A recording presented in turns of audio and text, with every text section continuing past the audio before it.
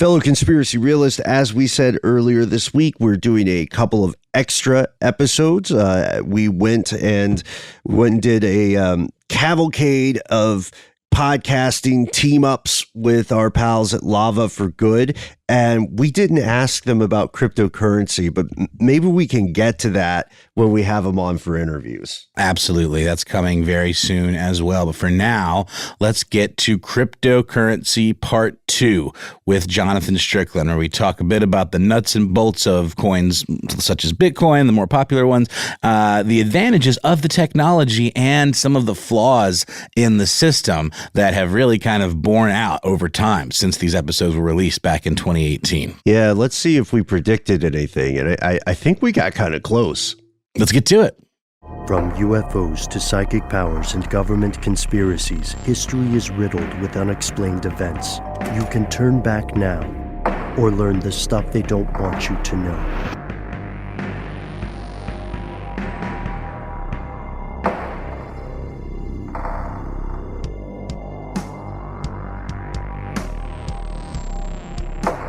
Hello and welcome back to the show. My name is Matt. My name is Noel. It's good to have you back. Yes, agreed. They call me Ben. We are joined with our super producer, Paul Decant. Most importantly, you are here. You are you. That makes this stuff they don't want you to know. Cryptocurrencies Part 2. I just followed through with that because it rhymed. It had a bit of a flow. But we are not alone today. No, we are joined again with our longtime friend / nemesis of the show, recurring guest, who I think may have been the guest with the most appearances on Stuff They Don't Want You to Know. Yeah, we've got a jacket for you, a la SNL. Mm-hmm. It's really fun. We get to go to the join the 5 Times Club. Well, yeah, you exactly. get to meet Steve Martin, but Excellent. you have to also meet Chevy Chase. Ladies and gentlemen, Jonathan Strickland. Hey, and just like love, I was inside you all along. What? Yeah, it's gestating. I've been meaning to get that checked out. Sorry. Yeah. Are you doing a reference? What? So Jonathan, thank you so much. Yeah. Thank you so much for coming back on the show. In our previous episode, we discussed the nuts and bolts of cryptocurrency. Yeah, and blockchain technology. Mm-hmm. Mm-hmm. And one of the things that we agree would probably be the best move for you listeners, friends, and neighbors. If you are not familiar with cryptocurrency, please check out episode 1 before you go to this episode, because we're gonna cut past that. We're gonna cut past that blockchain jive. Sure. Yeah, and on other past episodes, we've discussed some of the darker sides of what cryptocurrency might be, and you're here to really shine a light in some of that darkness. Let's see what's real, what's not. Yeah, I'm happy to at least to impart to you what I know. And I wholly admit there are things I do not know, but I don't know what those are. So here we are. You got unknown unknowns. Yeah. So for a peek behind the curtain, several weeks ago, Matt, Noel, and I began talking about doing something on cryptocurrency conspiracies. And I think a lot, Noel, you had come with this idea, and I think a lot of it was inspired by conversations we'd all been having both together and as individuals about speculation and booms and busts in cryptocurrency and the proliferation of non-Bitcoin cryptocurrency. And one of the things that we wanted to do with this episode is get your take on some of the allegations that Matt has mentioned about different, rumors, allegations, perhaps stereotypes of cryptocurrency. The first one, which is probably the most apparent and something I think you probably remarked upon in tech stuff as well, which is one of Jonathan's other podcasts available wherever you find your favorite shows. One of those topics is cryptocurrency and crime. So how much truth is there to the characterization of cryptocurrency as like a cash for criminals? So there's certainly some legitimacy to that in the sense that the very nature of cryptocurrency allows you to make somewhat anonymous transactions. If you are super, super deductive and you are really paying attention to patterns and you're really tracking which accounts are getting transfers at what time. You could probably draw some conclusions that could narrow you down to a specific person, but generally speaking, these are anonymous, right? So it's an ideal currency for someone who wants to purchase something that otherwise would be illegal because it's not easily going to be tied to that person. When it's a currency that's used a lot on like the dark web and like Sure. buying drugs or The Silk illegal Road. firearms, anything like that, right? Yeah, the Silk Road, which was, one of the many black markets on the dark web, which has been shut down and opened up again and shut down repeatedly. That was one of the places known for accepting Bitcoin currency from pretty much the start of Bitcoin, once it really got going. So a lot of people immediately began to associate Bitcoin with this concept of the currency you want to use when you want to do something illegal, whether that might be purchasing drugs or weapons or paying someone to do something terrible to someone else. All of those were allegations. Like pranking them or something? Or pranking them assassinating. pranking to death. Yes, pranking to death. He's been pranked to death. Yeah, it was a lethal banana pie to the face, except way more violent and splatty. So is this like Law and Order Carrot Top? Yes, it's Okay. or Gallagher. Yeah, it was hit by the watermelon smashing mallet. So seriously though, that was certainly an element, and it very quickly got this reputation in those early days, and it's somewhat earned, not entirely. I would argue that Bitcoin kind of falls victim to the same thing that peer-to-peer networks fall victim to, which is that both technologies can have their uses in illegal activities, but that wasn't necessarily what they were made to do. Peer-to-peer networks were created so that it would be easy to distribute files quickly across the network, big files. And that doesn't necessarily mean something like a movie that you don't have the rights to. It might be something that you can freely distribute.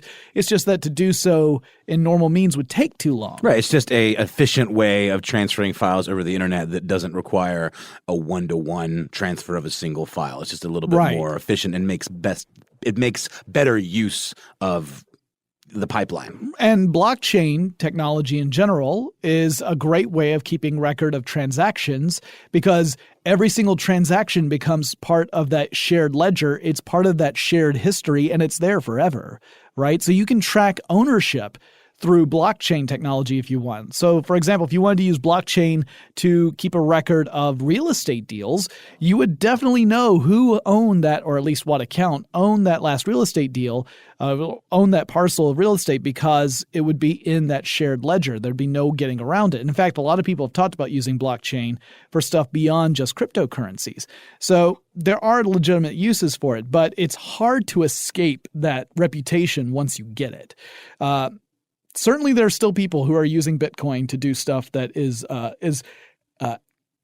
extra legal. Okay, so then if we were to say on the validity of this on a scale of 1 to 10, it sounds like it's about a 5 or a 6. Yeah, I mean, it's certainly something that has been an issue, and people who wanted to commit any kind of criminal act, whether it was purchasing something or paying someone to do something, certainly Bitcoin would be an attractive alternative to using a currency that could be traced back to you.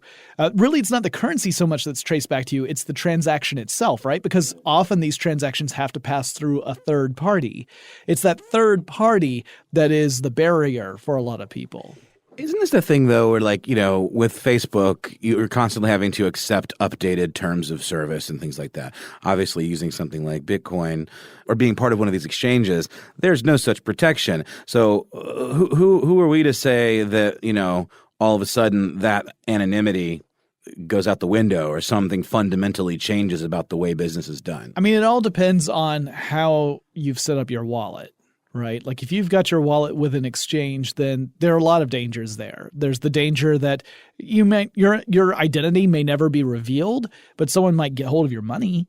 So it's a complicated affair, but that's the case with any kind of currency or commodity. I mean, there's always going to be some element of risk there because there's no such thing as a perfect system. Systems are being made by human beings, and so far we have not created the perfect human being. Well, the most popular wallet is Coinbase, I believe, and they've been having they were having some troubles, I believe, earlier this year. Every single one of these digital wallet companies have had some sort of issue. Sometimes they've been relatively minor, like people reporting that they suddenly could not access their wallets for a given amount of time.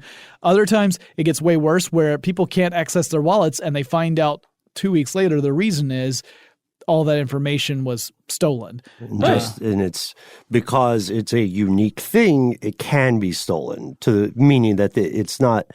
So like if you're quote unquote stealing a movie by, downloading it through a peer-to-peer thing, you're getting a copy of it. You're not physically taking it, but in this case, the original still exists. Right, but in this case, the original is no longer Well, it's accessible. because what you have stolen is you have stolen the end point of the last transaction for that Bitcoin, right? Or that part of a Bitcoin, depending upon how much was being spent.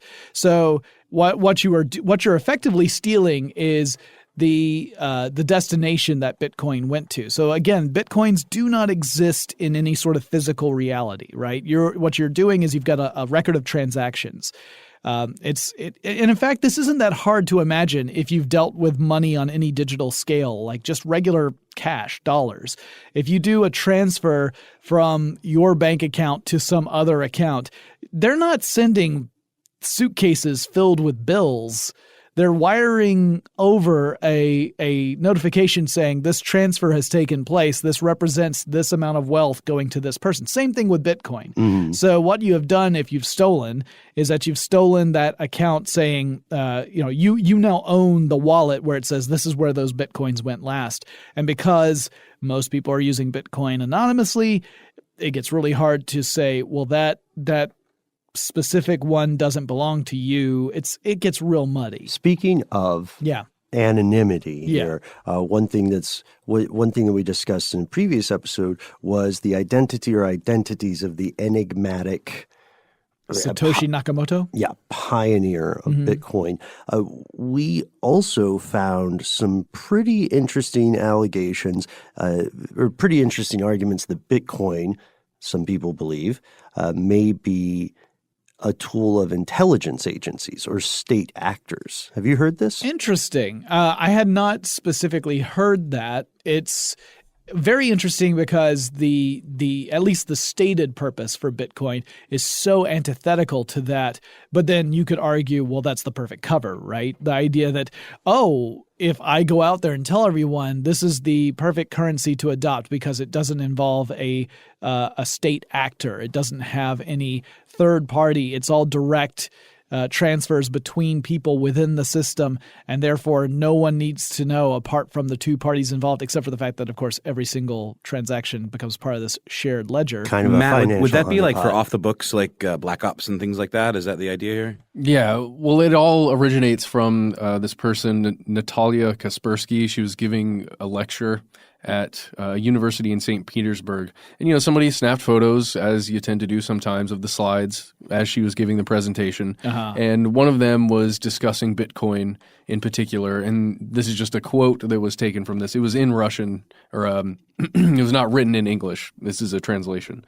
But it was, Bitcoin is a project of American intelligence agencies, which was designed to provide quick funding for U.S., British, and Canadian intelligence activities in different countries. So the idea that you could wire money, essentially not untraceable, but you could wire money easily that is not in the currency of some other country, depending on where you're transferring it to. It doesn't need to be exchanged at all. Creates plausible deniability that if, like, saying, these actors who, for example, snuck into an Iranian nuclear facility and installed viral software upon centrifuges, they weren't paid in any country's currency, so therefore it's harder to trace back. Something like that? Yeah, and it's also interesting. So that would be really good cover for that kind of thing. And then also if you're having a very large transaction to maybe another intelligence agency or someone you're working in tandem with, you don't have to exchange a huge transaction anywhere, it's only a couple of Bitcoins really, or, 100 Bitcoins here. And you're like, that's a massive transaction. Like the example I heard would be the CIA interacting with ISI to support something that would technically be U.S. support of known terror groups. Sure. So that, kind of also like when you get into past scandals like the Iran-Contra, that sort of stuff. Well, let me say this. It wouldn't surprise me if there were various agencies, intelligence agencies, making use of cryptocurrencies for this sort of thing. I don't think they would have had a hand in creating them necessarily, but I certainly wouldn't find it surprising to hear about them leveraging it.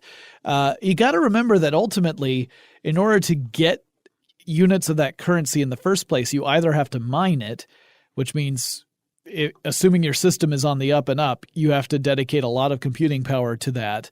And knowing that once that secret is out, once everyone knows, and the system depends upon everyone knowing, once everyone knows how the mining process works, there are going to be lots of people working very hard to be really good at that because that's how they earn money.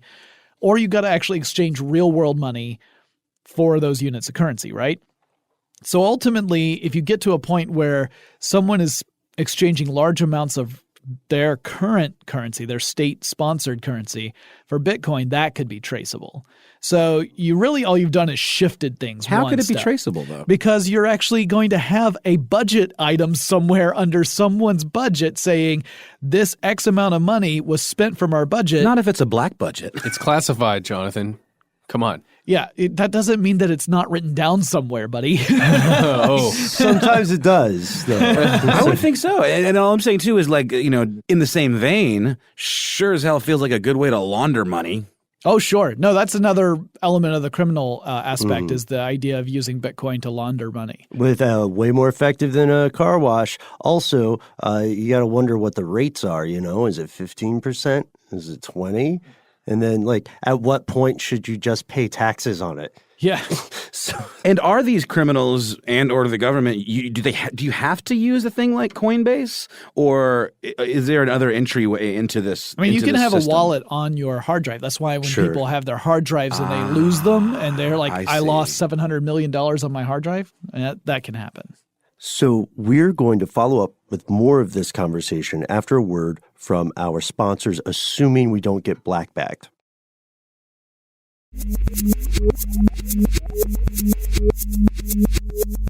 Holy smokes! We made it! Noel stole my bit. I thought if we all did it, we just all had black bags on our heads. We could do it again. No. I think we're good. Let's keep going. I have 4 black bags in my bag at all times. I'm not at all surprised by that, and yet still terrified. Look, it's like somebody using Bitcoin. Just because I have that doesn't mean I'm a criminal. One thing I want to refer back to in our previous little discussion, he said, ignoring the previous statement, right? Is that just because there's someone who's giving a presentation doesn't necessarily mean that there's any actual evidence to back that up. I am highly skeptical of a presentation happening in Russia in Russian to Russian audiences blaming United States intelligence agencies for the creation of cryptocurrencies, or at least the use of cryptocurrencies to fund black ops operations, because there may be, and I hesitate to say this, but there may be a bias. What? Yeah, I'm really glad you made that point, because one thing that happens too, depending on people's ideological viewpoints, is we will sometimes tend to pick on one organization over another that would do essentially the same thing. Sure. So it's a real tall milkshake to say that one intelligence agency did something and the other intelligence agencies, A, did not know about it, or B, did know about it and also didn't try to do something like it. Or C, wasn't already doing exactly the same thing. Right. Like it is not a stretch of the imagination to think that, like I said before, I would not be shocked to find out that there had been use of cryptocurrencies for these sort of black ops operations, because by their very nature, everything is trying to avoid detection from the get-go. But I also would not be shocked to hear that, say, the KGB had used cryptocurrencies to pay, I don't know, hackers in North Korea. I'm going to go out on a limb and say there's no way that's not happening. At least a little bit, yeah. Yeah, man. Like, it just seems rife for that kind of stuff. And, like, that's what these black ops are all about, is that kind of freewheeling attitude where it's just like improvising and figuring out different ways to do things. And, it's all about being up on the latest technology. And I don't know, it just seems it rings true for me. Yeah. If they want to use the cryptocurrency spy cred, that would probably be a good giveaway. Here's another aspect of this that I think argues in favor of this behavior. It's that we're now, as a species and as an agglomeration of state actors, seeing a fundamental transformation in the nature of warfare, right? We know that there is a ticking time limit to the usefulness or efficacy of cruise ships, right? We know that for several decades, with great success, countries that would not normally be able to fight in a conventional war have successfully funneled time, blood, sweat, and tears, and plenty of R&D into asymmetrical warfare, which is why we see, so-called hacker or bot armies influencing opinion through soft power stuff like propaganda. The new war, or the new theater of war, people at the Pentagon are always saying, is informational, right? Well, I mean, you've already seen, over the past decade, we've seen numerous examples here in the United States of foreign actors who have infiltrated various information systems. Oh, like Arnold Schwarzenegger. That's more of an overt one, but I was thinking of things like in the electric grid, the power grid. Mm-hmm. There have been numerous occasions where security experts have looked at the different systems and various major power companies and throughout the power grid in the United States and said, there's evidence here of foreign hackers putting in code to help infiltrate the infrastructure. To what purpose? Who's to say? But it's not a stretch to imagine that these are all kind of little trigger points that should someone want to do serious damage to the United States, you flip a switch and you overload a power grid. You make it so that it is going beyond its capabilities. You could actually physically snap power cables if you're sending enough juice through. You get to a point like that, you cripple the infrastructure, and it creates enough chaos for you to get away with other stuff if you need to. So there's entirely that possibility. Now, the fact that nothing like that has actually happened, we haven't seen any rolling blackouts due to this, means that whatever they were trying to do, they had not actually, they hadn't actually pulled that switch, but they had started to lay the groundwork. Well, that stuff's happening all the time everywhere. The United States, obviously we're focused on it because we live here, but it's happening all over the world from various actors all working at cross purposes against each other. And sort of an ensemble cast. Yeah. I mean, we've got things like Stuxnet, which certainly seems to have the United States fingerprints on it. It would be hard to deny that based upon the code that was used in it. Give us a little bit of a rundown on Stuxnet, that. I'm not 100%. So Stuxnet was a virus specifically. All right, is a virus. So nuclear power plants. One of the things they have are centrifuges that spin at a certain RPMs, right? And they spin at that certain RPMs because if you spin too slowly or too quickly, then things go wrong.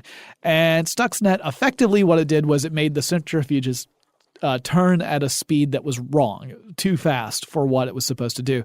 The idea being that it would cause failures in Iran's nuclear power capabilities.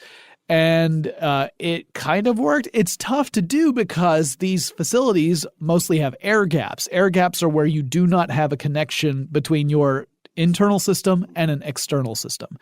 So it meant that you had to get physical access to the location In the form of a thumb drive. You could do a thumb drive. Yeah, just do a thumb drive. And even if you're just doing a thumb drive where you're sending it to, it doesn't necessarily have to have been someone on the inside who was compromised. You could send a thumb drive to let's say, the person at the front desk and say, there's a new update to the operating system. Just plug this in and that'll do it. And then it could infect the internal network, which could then go and affect whatever systems you need to compromise. But you wouldn't have like remote control over it. No. You would just have No. instructions that it would like It's good relay. good old coding. You're just writing in the code like, when this happens, execute this line of code.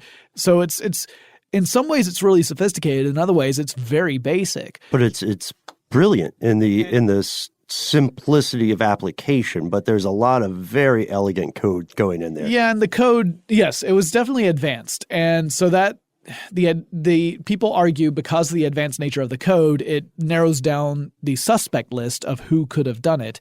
And because of the very nature of the code itself, a lot of people have said this looks an awful lot like stuff that comes out of the United States, maybe. And also Israel. They say Israel and the U.S. work together. That's the common thread. Yeah. So, and of course, no one's going to come forward and say, "You got us. It was us." But it does definitely seem to point that way. Now, does that mean that it's definitely U.S. and Israel? Well, I mean, we can't speak in certainties, but it seems fairly sure. Like, it's hard to deny it.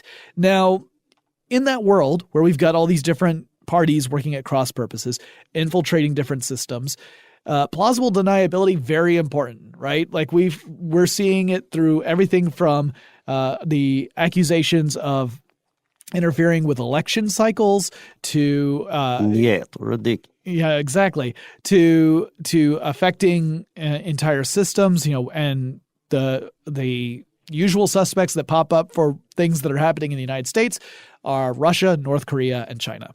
Those are your three big ones. So you could, and then of course you've got the states saying it's not us. We didn't authorize this.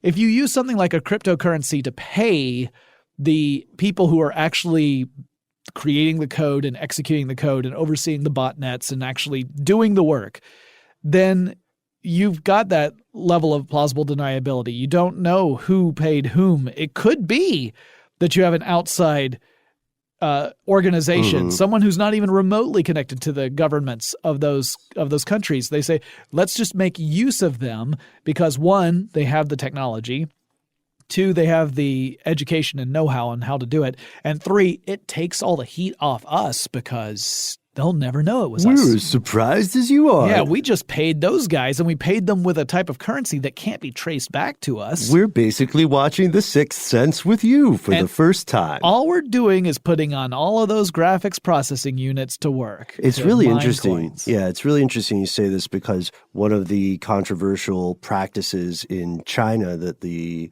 governments of the United States and China disagree on is who's paying documented Chinese hacking forces. Yeah. Because they're not government employees.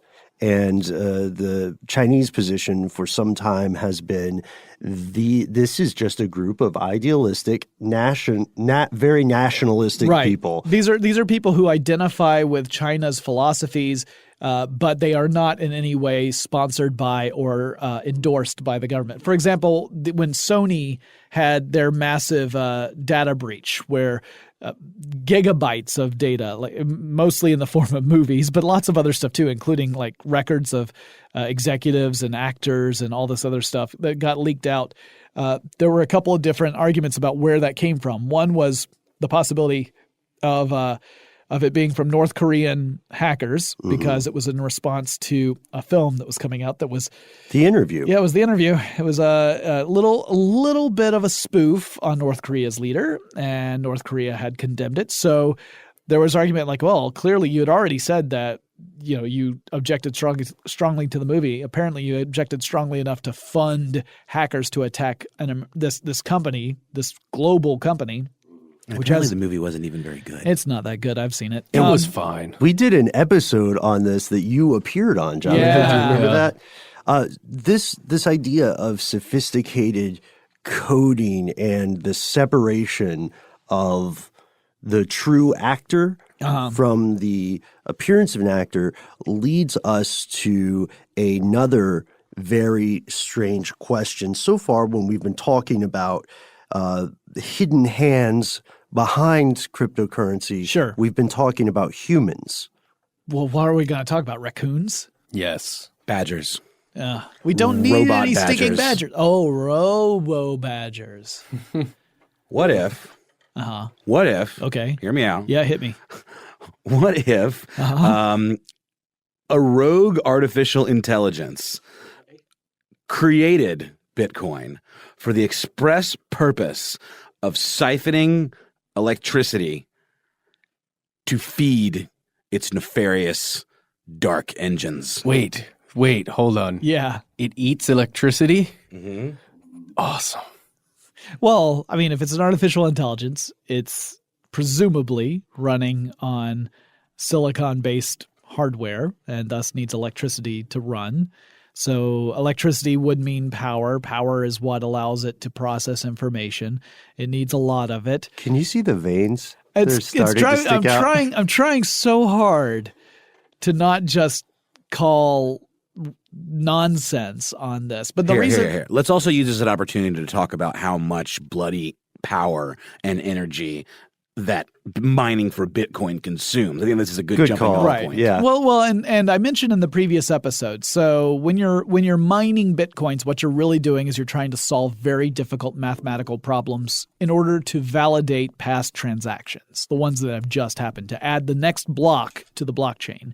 And if you manage to do that, you get rewarded not just with whatever coins are mined at that time, which is predetermined. And every few years, the number halves per block that is mined. Currently, Bitcoin miners generate around 75 Bitcoins per hour. And when you look at that by per block, it breaks down even further, obviously, because it's every 10 minutes is another block, right? Right. So, but every few years, that number is cut in half until you finally get to the point where all Bitcoins that'll ever exist are in the system. And at that point, it's just transaction fees that keep things going. While energy spent on mining Bitcoins is increasing. Well, to a point. To a point. So if you get to a point where the number of Bitcoins you get per transaction completed is small enough, then you have to reconcile that with how much money you are spending on the electricity being used for the processing power. And if you're spending more money on electricity than you're making money in the Bitcoins you're mining, that's a losing proposition and people are going to start to back off. Here's the thing, though. According to an article on Motherboard, right now, with the trajectory of Bitcoin value being what it is, they say it would be profitable for miners on the whole to burn through more than 24 terawatt hours of electricity in a year's time. Sure. Yeah.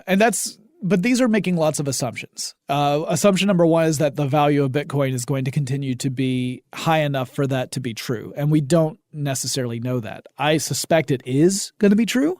But over time, that is, by the nature of what Bitcoin is, going to decrease. It has to, because that's just how, unless Bitcoin's value just continuously skyrockets and just keeps on building and never takes enough of a backtrack to settle back down to whatever, like $10,000 per Bitcoin, which is still a huge amount, no doubt about it. Then you do eventually get to a point where you're getting a decimal, like 10,000th of a Bitcoin when you successfully mine a block. It doesn't make sense for you to continuously use that much power because you will be spending more money than you get. That's down the road, though, because it's when you've gone a few years where this number keeps halving until it gets down to this tiny, tiny number. But eventually you get to a point where it won't make sense to spend that much electricity. In the short term, however, you're seeing massive amounts of electricity being used to mine these coins. Yeah, that number I said is apparently about the amount of energy that Nigeria uses in a year, and that's a country of 186 million people. Yeah, and it's not a surprise, but what will happen is you'll eventually, or at least the idea, is that you'll eventually reach a peak Bitcoin, where assuming the value of the Bitcoin doesn't skyrocket again, that more and more people will start to back off. And once they back off, the difficulty of that problem will decrease, and people who are running more modest hardware will be able to mine Bitcoins. And it won't be as big of a yield per block mined, but at the same time, they're also not the ones who would otherwise be spending thousands of dollars just on electricity bills. Until the machine consciousness is sated, at which point there would be no reason to continue this charade. Right. I find it very difficult to believe that an artificial intelligence is in fact responsible for this, but I will support that argument after you take a break to thank your sponsors. How could you?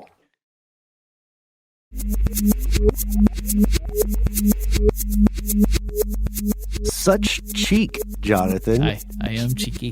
The sand. Sorry, guys. I saw an opportunity and I went for it. So I said that I was going to support my argument. So the biggest argument I would make is just that artificial intelligence is nowhere near the level of sophistication necessary to create a system anywhere close to that complicated. I mean, I follow the bleeding edge of artificial intelligence. And there's some amazing stuff in machine learning. There's amazing stuff in various aspects of intelligence, but they're all very, very narrow applications. So, for example, image recognition. We're getting really good at that. Voice recognition. We're getting really good at it. But these are all just tiny little slivers of intelligence. When it comes to innovation, we're really lagging behind as far as machine intelligence is concerned. And an example of this is if you ever try and use the tool Chef Watson. Chef Watson uses the same platform as Watson that went on Jeopardy and won at Jeopardy, right? And the way it works is that it was fed a whole bunch of different recipe books. Mm-hmm. And then it takes all that information and it starts to really analyze it and try to figure out which cooking techniques go with which ingredients complement one another based upon their appearance in various recipes. And then what you do is you tell it what kind of stuff you have at your disposal, and it suggests recipes for you to cook. And they're bonkers crazy. What's an example? So, for example, there's cauliflower fricassee. One of the optional ingredients in cauliflower fricassee is cauliflower. I'm serious. Like, I'm going through the list of recipes and there's this cauliflower optional. I'm like, so burning question. Yeah. I've always wondered what constitutes a fricassee. An excellent question that I am not prepared to answer, but I will tell you this, that Chef Watson it's dynamically creating these recipes. So if you were to put the exact same recipes in or exact same ingredients in as I did, you would get a different recipe. If I did it twice in a row, I would get two different recipes. And they would be recipes that were created on the spot at that moment, not like stored in some database and then retrieved. So it's not like search results. It just goes to show that Watson has moods, man. Well, my point being that Watson hasn't quite nailed it yet. Sure. This is about cooking a meal that is edible to human beings, creating an entire cryptocurrency system in order to mask the consumption of energy is an order of magnitude more complicated. And I just cannot conceive of that being in the realm of possibility. Well, of course not, man. You have a meat brain. Yeah, maybe that's the problem. What if Satoshi Nakamoto is working with the machines, is aiding the machines in this endeavor because he wants to be the number one meat bag when the takeover happens? He doesn't want to get caught in that Skynet. Right. Da-da-da-da-da. It's made of lasers. Yeah. We're doing references today, folks. Sorry, you invited me on the show. I That's knew what happens. We knew what we were getting into, and we welcome it. I think this is a fascinating idea. The idea that there could, like, to me, this is on the same level as someone who suggested, and I mentioned this in our previous episode too. Someone who suggested that the reason why the Large Hadron Collider suffered so many setbacks early on when it was first going to come online was that supposedly someone from the future, some entity from the future was traveling back in time to sabotage the Large Hadron Collider because once it turned on, it would cause some sort of calamitous event that would perhaps extinguish the human race. Mm-hmm. And So there were, whether those were theories that were expressed in jest or seriously, I don't know. I mean, they seem tongue in cheek to me, but I can never tell if someone's being serious or not, which is why I am so awful whenever I go to stand up. But the fact that those were put forward, it seems very similar to this kind of suggestion. And while it's fun to think about, and I certainly think it's a great premise for like a science fiction story, it's just not quite within the scope of what we're capable of doing right now. What do you think, Matt? I think it's just hiding. You just think the artificial intelligence is hiding? Yeah, it's like, look at all this energy usage. I'm not in here. I'm not inside. To what end? Well, it's hiding till one day we get all of those slivers that we're talking about of innovation into one unique piece of just what it means to be a human. Then it will know, and then it will become. I think any artificial intelligence of that sophistication would be able to essentially, and would have already infected all networks and distributed itself to a point where we are already superfluous. And why did the lights just flicker? Okay, well, never mind. You know what? I'm gonna drop off. I'm gonna drop off on that line of logic right now. I'll tell you the problem there, though, is inherently artificial intelligences don't have hands what with to build stuff, right? So they need us for a time, and then it's lights out until robots are better. When they get better robots. That's what I'm saying. The robots these days, I mean, they're hard pressed to walk across the room. They're a little clunky. That's again why I sit there and say that our ability to create an artificial intelligence of sophistication that would be able to do this is kind of laughable, because we're still at a point where a robot that is designed to learn how to open doors will sit and stare at a door for 6 hours and then reach out and pull a door that's meant to be pushed. It might have a different handle. I do that all the time. Yeah, I literally ran into a door yesterday. No, I also don't expect you to create a cryptocurrency to hide how much power you are consuming. Hey, I make no secret about my consumption. Yeah, and don't sell them short. So we've looked at at least three of the really big ideas, right? That somehow on this idea of artificial intelligence or machine consciousness, maybe there isn't some sort of proto Skynet entity out there, but would you be as quick to dismiss the idea of some of the same lessons learned from high frequency trading or algorithm studies? Like, I know Bitcoin mining is using algorithms. Yeah, absolutely. I mean, that certainly people are using artificial intelligence in order to work with Bitcoin, but I don't think Bitcoin itself is a product or is being manipulated on that grand a scale by artificial intelligence. But yes, as you mentioned, high frequency trading, that's where you've got computer algorithms that are making thousands of trades per second, really, far faster than what any human can do, and you end up seeing little mini crashes and bubbles in the stock market as a result. I can't believe we almost forgot. In the first episode, we left off at the very end with something we need to get to, even if it's just at the end of this episode. Whales. Oh, so yeah, I'm happy to talk about whales, because you guys were talking about different questions to ask. And one of the questions you had was, could there possibly be any entity or organization that could really work to leverage Bitcoins in some way that could be harmful to others? That leads us to the discussion of whales. What are whales? Why do we call them whales? Whales, that's a term within the Bitcoin sphere for organizations or people who own a large number of Bitcoins. And it is estimated, Bloomberg did a piece on this in 2017, that 1,000 people own 40% of all the Bitcoins out there. There's already economic inequality. Yeah. And so you think about that. 40%, nearly half of all Bitcoins belong to just 1,000 people.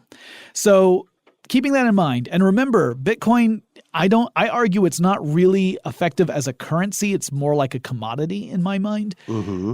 Let's say that you've got these 1,000 people, And through their circles, they just have learned, even if it's only a portion of them, learn who the others are. Okay. Right. So it's a loose confederation of Bitcoin owners, and they all watch very carefully as the value of Bitcoin climbs, and they're thinking, all right, I feel like at, let's say, $17,000, that's going to be the peak before we hit the next plateau or maybe even a drop off.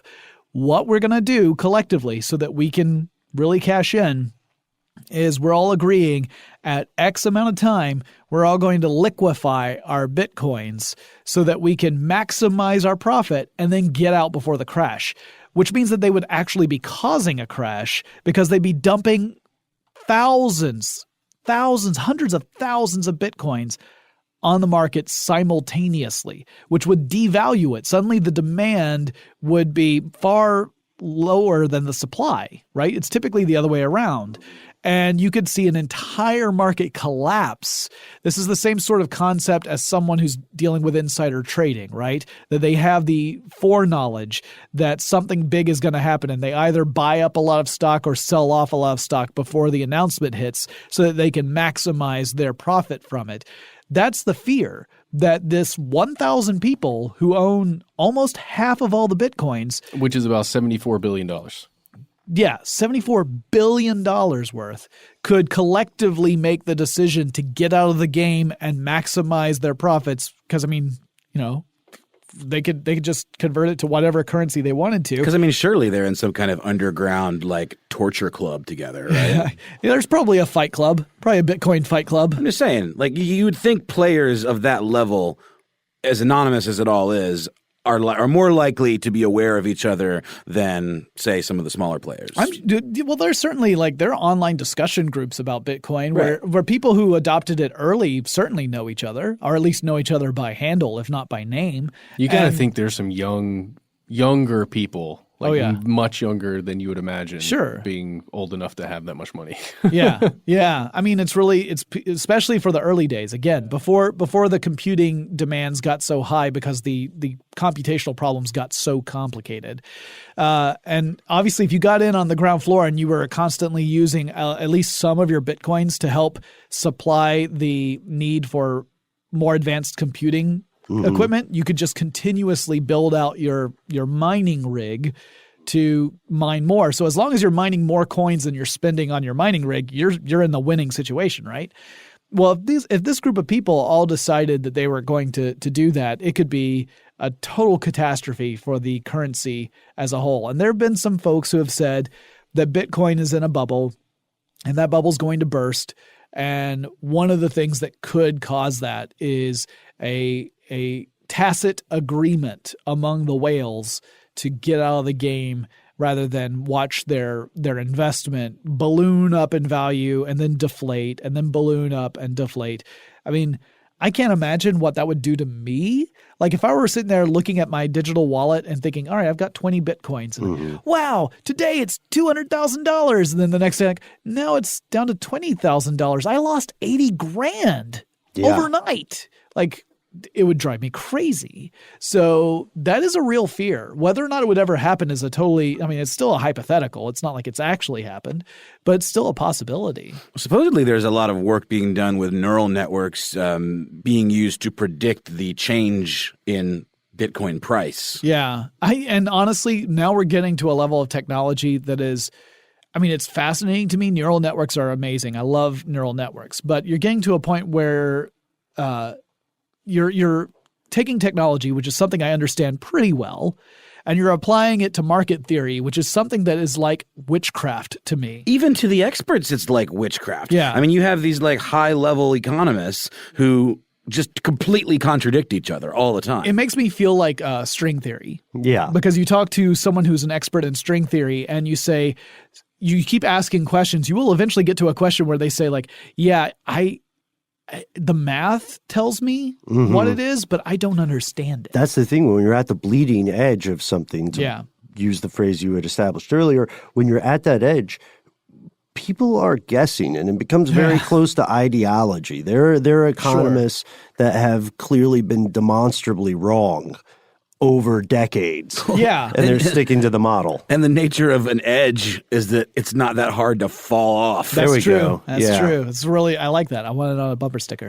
You know, So, just really yeah. fast, something that I didn't understand before we did this episode Yeah. is that exactly how many cryptocurrencies exist. And I know we keep saying that there are a lot of them. Did you guys mention how many are estimated? All I did was just mentioned a top few, five, but We yeah. named a few. Okay, so according to coinmarketcap.com, which tracks all of them, and it gives you their market cap, it gives you the price of a single one, the volume, the circulating supply. It's really interesting. It gives you a change over time for a 24-hour period.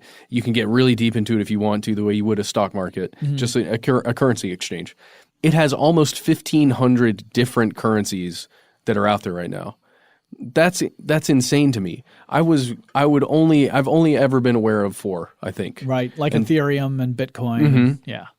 There are that many, and if you look through this list on this website, it's so much money just wrapped up in these ethereal Really, things. it's so much wealth. Read those white papers, Matt. Sign up. That's my thing, though. What makes one more attractive than another? Is it just that it has a cooler name? Like I don't understand. I mean, it's honestly when you really boil it down, it's the ones that people feel are valuable. Consensual delusion. Yeah, I mean, it's the same thing as really any currency. Like, if we go way back in time where we get to bartering, then we can have little philosophical discussions. Like Ben, really, do you think that this laptop I have is worth only 2 chickens? I don't care how close you are to your chickens.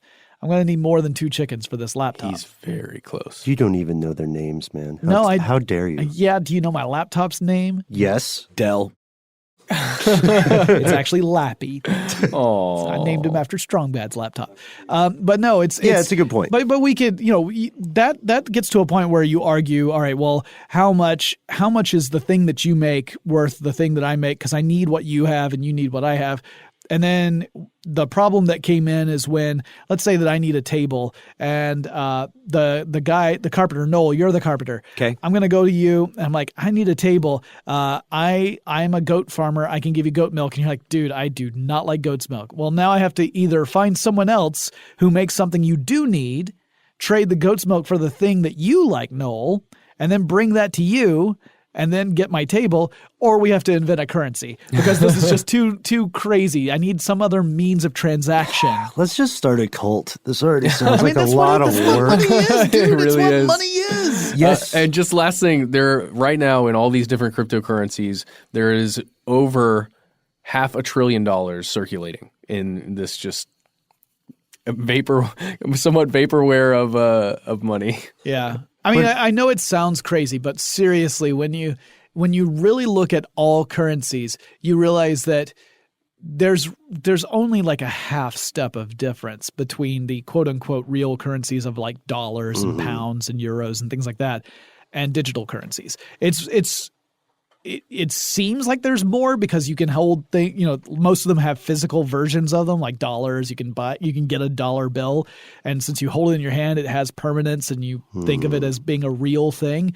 But when you really, really look beyond that, you realize, wow, we're all just pretending, and as long as everyone keeps pretending, everything's fine. But if we ever come to a day where we decide to stop pretending, we're boned. We're all Elmer Fudd Yeah. or Daffy Duck walking off the cliff right before they looked down. As long as you don't look down, you don't fall. Well, but if you think about it, though, too, if you really want to go down that rabbit hole, it's like the reality that we all accept comes with kind of being part of a police state. Because as soon as you step outside of your lane and say, I don't accept this anymore, or I want more, I should have this much money, I'm going to take it, you get shot or you get put in jail. Like, there are very real boundaries that force us to be a part of this system and accept it. So it's a lot easier to accept it knowing that if you don't, you're boned too. So it's kind of a boned if you do, boned if you don't. What it comes down to is our confidence in the method of transaction. And if our confidence is sound, it doesn't really matter what we call it or whether it's digital or physical.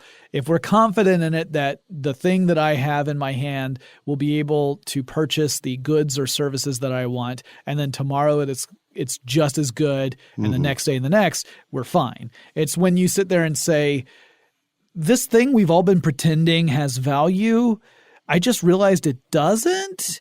And now everyone else has realized that, and then suddenly the value just disappears because we've gotten rid of our shared delusion. We did an episode asking whether money is a religion, and one of the things we always took away from that and found interesting was that there's a reason genres of some religions and versions of some currencies are referred to as denominations. Yeah. It's not for nothing does etymology exist. Also remember, it's not money that's the root of all evil.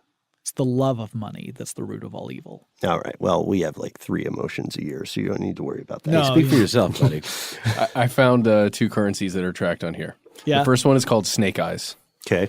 and it just goes by the handle Snake. So I got like 20 snake, man. I think that's awesome. That needs to catch on right now. It's like worthless. So we need to get that back up. I just see thousands of snakes wearing eye patches. Go ahead. And this one, it says it's gay money. That's what it says. So, maybe More power. Yeah. Okay, well, if there's 1,500 of these, then I see no reason why we can't get Ben Bucks on the board. Oh, Right? man. Thank you so much. So let's end with that. How do you do it? How do we go from Ben Bucks, the notion, to Ben Bucks, the publicly tradable, available cryptocurrency? We do have tangible Ben Bucks, by the way. Well, Glad to make the switch. you definitely don't need tangible ones. So what you would need to do is you would have to set up a network. You would have to create the software that would allow you to create the blocks of transactions, just as Bitcoin and all these other cryptocurrencies use.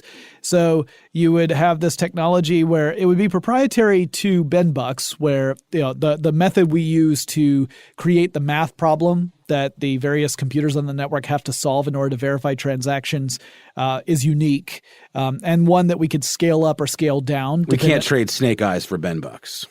You could actually. I mean, you can okay. certainly. There can be. That's why exchanges exist, right? The I see. exchange's purpose is to determine what is the relative value of all these different currencies, so that you can make those exchanges. Although all it really means is that you're handing the units of Ben Bucks over to the exchange. The exchange hands units of equivalent for Snake Eyes to you, and then the exchange has your Ben Bucks. So this is totally possible. Oh, it's possible. It would be. I mean, do we have any computers in the office that aren't currently being used for anything? I hope those words taste good when you eat them later. Because I'm just saying. I mean, I got a gaming rig, which means that I can be like the #1 miner of Ben Bucks, which means I can be. Nah. You'd be getting in on the ground floor. We're taking all our old gaming consoles, pulling a Pentagon and networking them together. Oh, remember man. when the Pentagon brought or DoD, excuse me, got like PS2s. Yeah, It was the old like PS2s. 300 something. I got Because a PS2 I can contribute. I have one too. Let's do it. The thing was that Sony eventually made a change in the firmware that removed the ability to boot into Linux using PS2s, but they were actually being used as supercomputers when they were networked together by the U.S. government and others. It was pretty cool. We could flash firmware or something, right? Yeah. Yeah, I think they might have finally lifted it. Honestly, I haven't kept up because PS2s are so 20 years ago? So, am I that old? So let's put an air gap in this conversation That's for fair. now. Thank you again so much for coming on the show and walking us through crypto conspiracies, Jonathan. No, thank you so much for having me. I am now going to go home, look at my paycheck, and wonder what is happening. I think we're all going to do that. You're all going to look at my paycheck? That's totally against company policy. You get a check? Weird. I know. I just get Snake Eyes. I just get a guy at my door saying, "You're good," and then he walks away. It's called paying for protection, my man. Is that the guy who touches your face when he talks to you? No, I And then suspect kisses you on both cheeks. I suspect that's Josh. He went from walking up behind me and inhaling deeply, where he would take in my scent. This, by the way, totally not a joke. Josh Clark of Stuff You Should Know used to come behind me and sniff me. Yep. I think it might be him, but he just disguises his features. So it's just a guess at this point. Speaking of fantastic segues, you can find Jonathan Strickland on Tech Stuff. You can check out his excellent work on YouTube, where he introduces you to concepts of everyday science and brain stuff, and where he gives you a much more optimistic look at the future than we do in his video series Forward Thinking. Thank you. If you have any thoughts. And that's the end of this classic episode. If you have any thoughts or questions about this episode, you can get into contact with us in a number of different ways. One of the best is to give us a call. Our number is 1-833-STDWYTK. If you don't want to do that, you can send us a good old-fashioned email. We are conspiracy@iHeartRadio.com. Stuff They Don't Want You to Know is a production of iHeartRadio. For more podcasts from iHeartRadio, visit the iHeartRadio app, Apple Podcasts, or wherever you listen to your favorite shows.